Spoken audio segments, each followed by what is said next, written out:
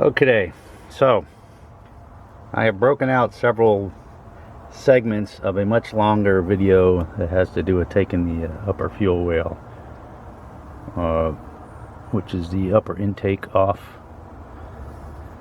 for the purpose of trying to explain how to get this thing off a lot easier. I realized as I was doing the videos it didn't really flow very well, and I went back and, as I do sometimes, decided that I should have shown all the details as I went along, and had to go back because a lot of the stuff is pretty valuable, and I apologize for that.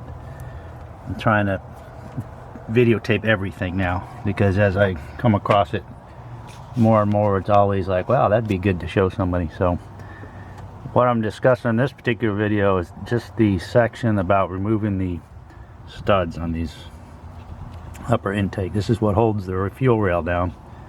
You pull these nuts, the air box,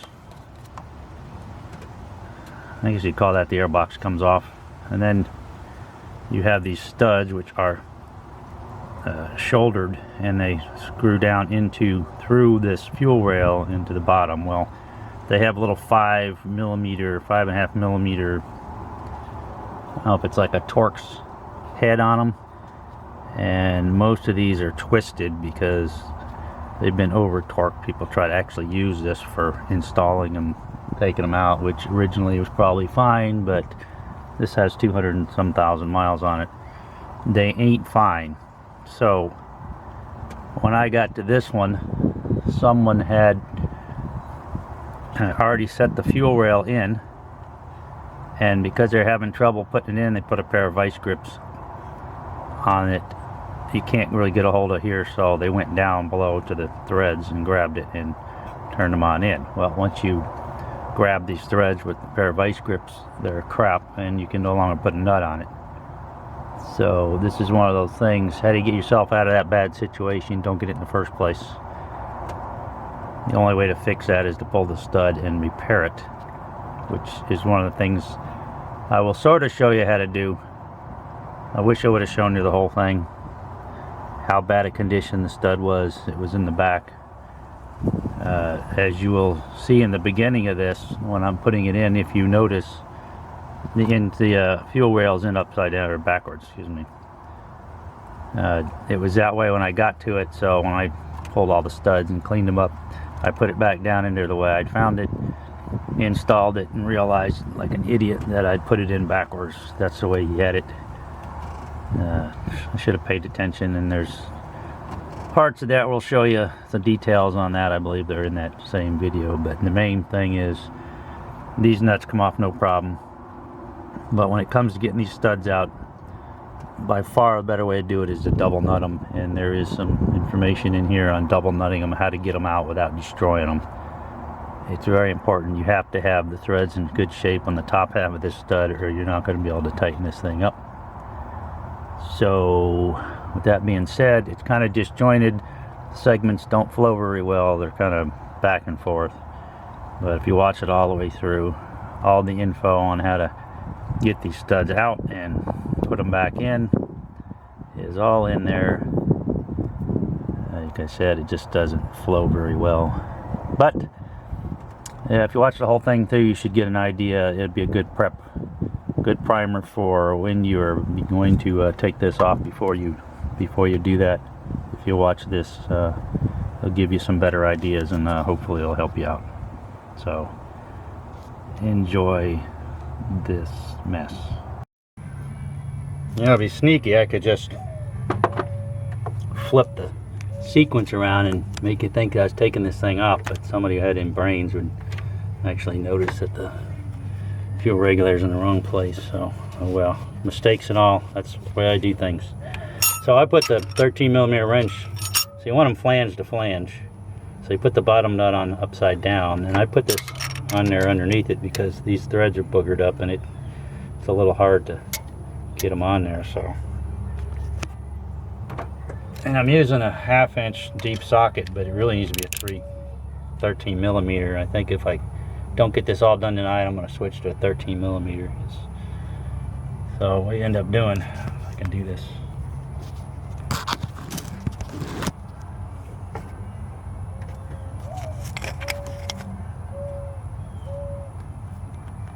Okay, I think you can see that. So I've tightened the top nut down onto the bottom nut, and now I have them both in the removal configuration, and I'm gonna twist the bottom one.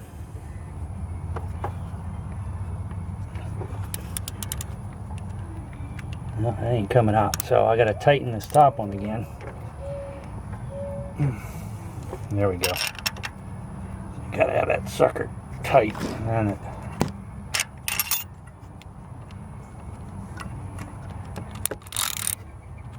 It really shouldn't be torqued too terribly tight. And then the stud will come out. See, that's just too tight on there.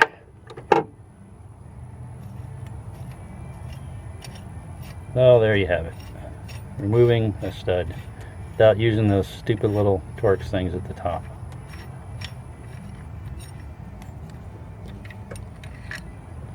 And I also installed these, put a little anti-seize on them so you can get in any auto parts store, because it makes them go in a lot easier, lubricates them, and also makes them come back out really much easier.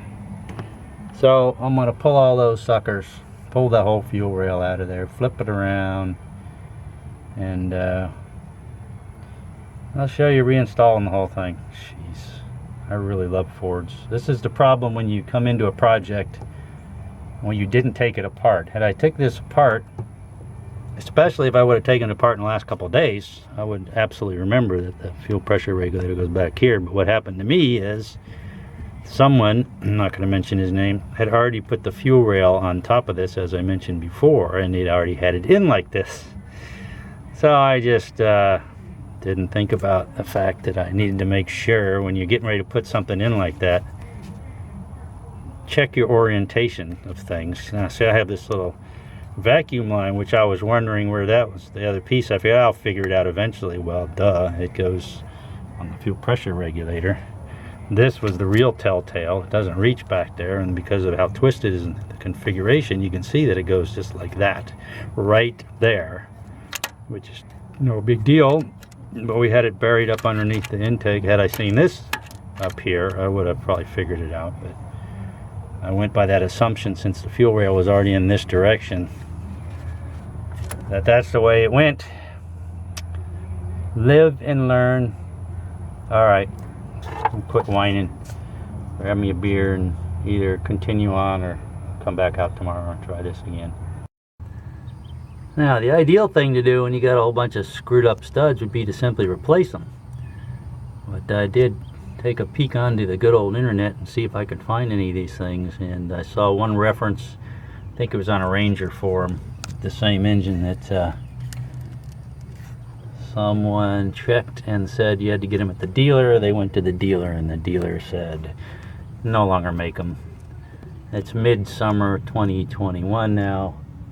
This thing's 22 years old. Good luck. The only place you're going to replace these is going to a junkyard and pulling them out of there, and hopefully you won't screw them up getting them out. So what I ended up having to do here, I will use a visual aid. It's not very good visual aid because these studs don't look like that, but what I end up having to do is you take the stud, since it was grabbed with a pair of vice grips. You know, let me back up into the sun, under the sun, out of the sun here.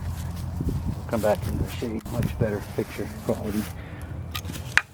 So picture this as a stud. So when you squeeze it,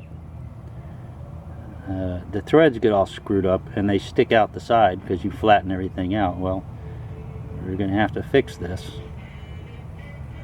So the first thing you got to do is get a file, and file down the excess that sticks out. So the studs, of course, are fine thread and they're pretty soft steel. So by taking a file, you just basically go over the stud around the outer diameter to reduce the diameter back to the original diameter. And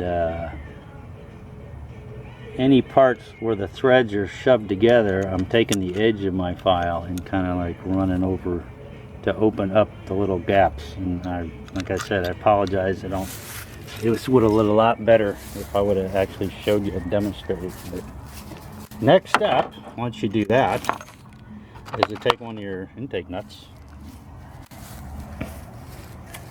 I used a pair of vice grips to hold the stud on a non-threaded part. Get it on the shoulder where there's no threads. Probably on the top, above the shoulder. This is 13 millimeter. 13 millimeter and ½ inch are pretty close, but in this case 13 millimeter fits a lot better than the ½ inch. So you end up taking this nut, going on the stud, squirting it with some, well, actually it's with the wire brushes first. First you scrub it with the wire brush, get all the extra steel off of there, spread the stud with some WD-40, and you're basically holding the stud somewhere right around down there. Now mind you, this is out in your hand before you get anywhere near here, and you take the 13 millimeter socket, is what I used, holding onto the thing, and run this nut down in over the threads. If you've ever, wow, that's really tight. If you've ever chased threads with a tap and die set, running a bolt through a die, you understand what we're doing. You're taking this nut and you're going to recut the threads. So you go down just a little bit, and it gets really tight. You go a little bit farther, and this is the one I did.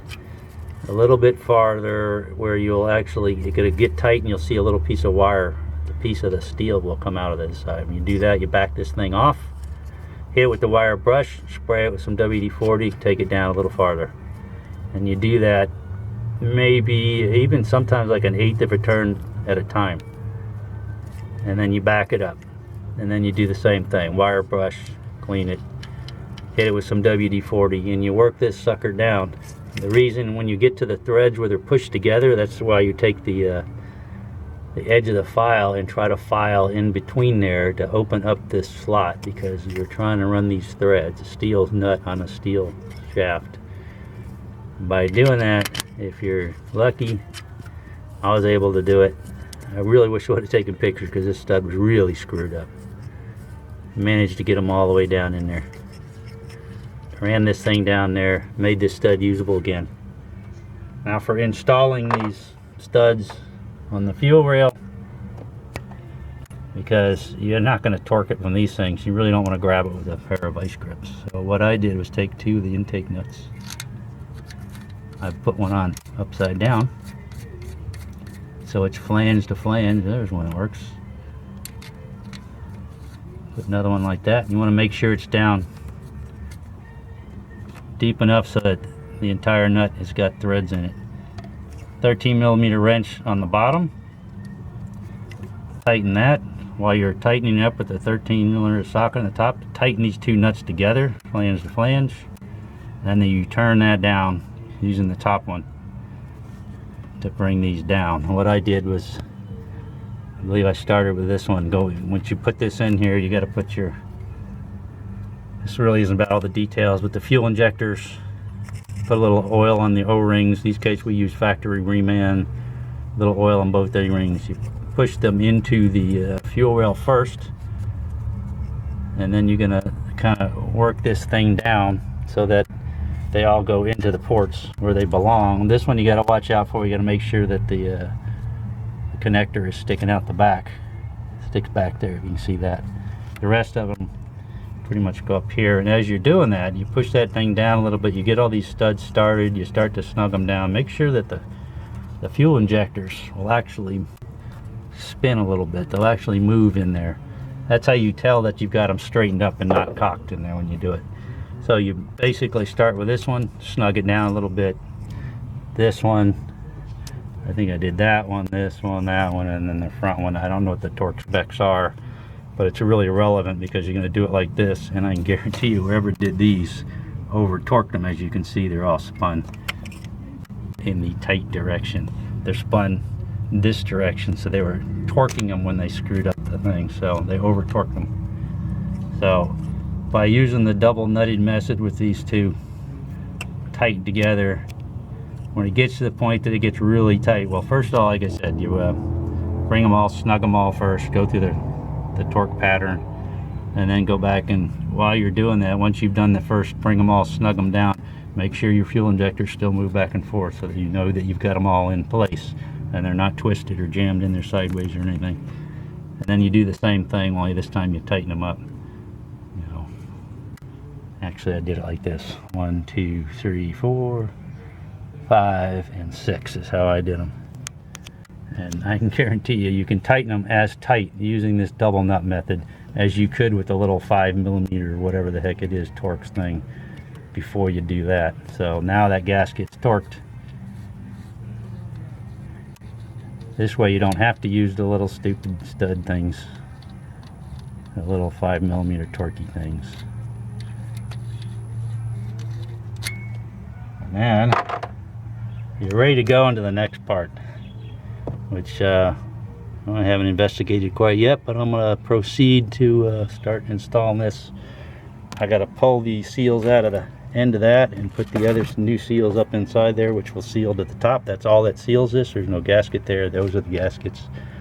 And there's other stuff in here I'll just have to look at as we go, because it's been so long that we took this apart.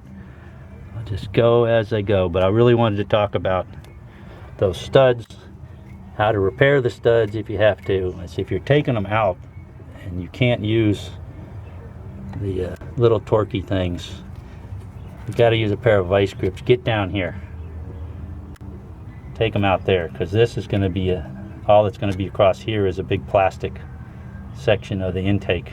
You do not want to mess up the threads. Those threads are important.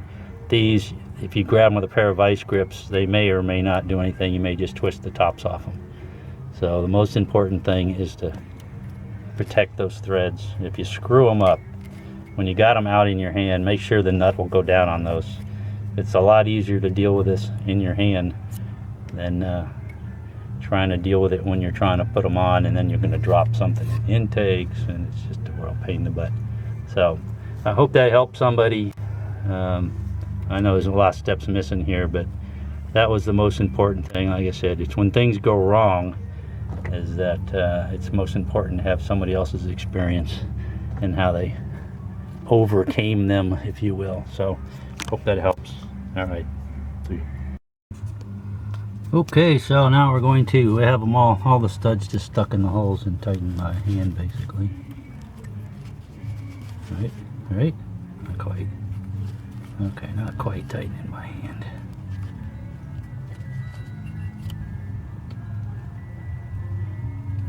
And make sure our fuel injectors are hunky-dory. Tricky one, it's got to be out this direction. Okay, out that direction. Pressure regulator right there. Okay, so you put the one nut down far enough. Remember, you want to do them flange to flange. Put them down. So the second one, threads come up through it, so you got a full bite there, so to speak.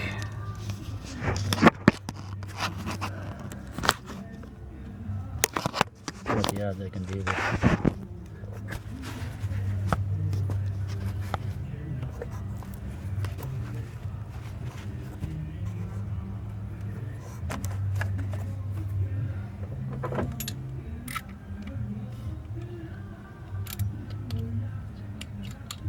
I really should get a 13mm socket.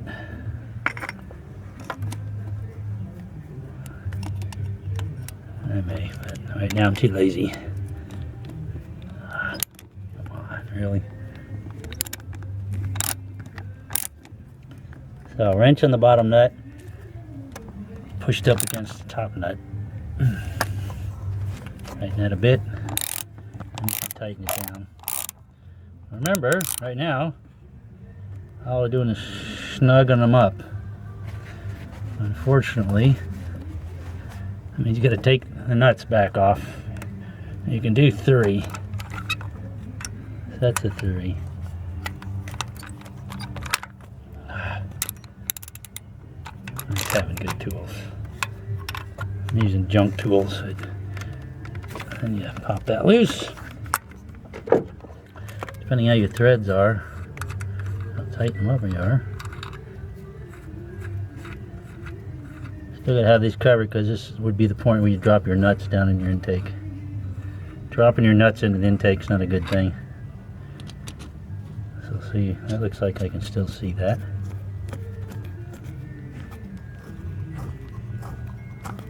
So those two studs are good. Of course, I'm chasing the threads every time I do this anyway, so it actually makes them a little better. The nuts get kind of buggered up if you over torque them. And you gotta keep changing that around. I'm gonna get one of my ratchets, my good ones, here in a minute.